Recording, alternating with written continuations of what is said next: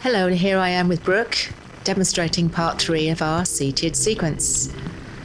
We're going to come into a comfortable seated position, which we've demonstrated before, and Brooke's just going to catch up with me and come into Swastikasana.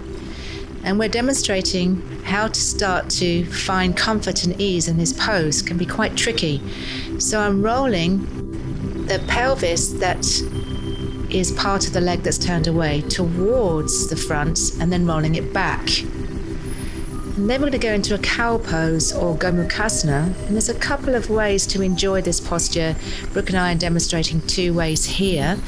If you wish to move into the full pose, I like to come in it from above, being aware of the front of the ankles. And we're coming into cow posture, arms. Imagine that the arms are releasing from the space in between the ribs and the hips. And they cross over one another, gently holding the thumb or the palms, or if this is not possible to cross the arms, you can hold your hands in prayer position.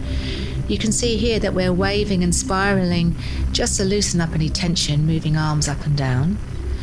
And as we're releasing, we're going to flow it into half Virasana. So one leg bending back, one leg forward. Again, being really aware of the front of the ankle that's bending back. And the front leg is in line with our hip. And both feet are strong and open. The hips are dropping down. And the spine is lengthening in 2 directions. We're going to allow our opposite arm to reach forward somewhere, either on the leg or the ground. And the opposite arm, as you can see what Brooke demonstrating, is supporting. And again, we're using this wave-like motion through the legs, through the spine, out through the head to find the forward flexion in movement. So there's no temptation to pull, push, or force anything. And the breath is just sequencing with what we're doing. So you can see that we're making space to drop back into the floor. And you can see that I lifted the pelvis to lengthen the tailbone away to make space into the lower back. So there's a few variations onto the elbows or just onto the hands, as Brooke is demonstrating.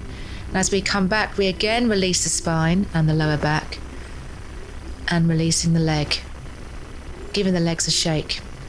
And then you can repeat the whole sequence on the other side. Thanks to Brooke and this fantastic location in Woodstock, New York.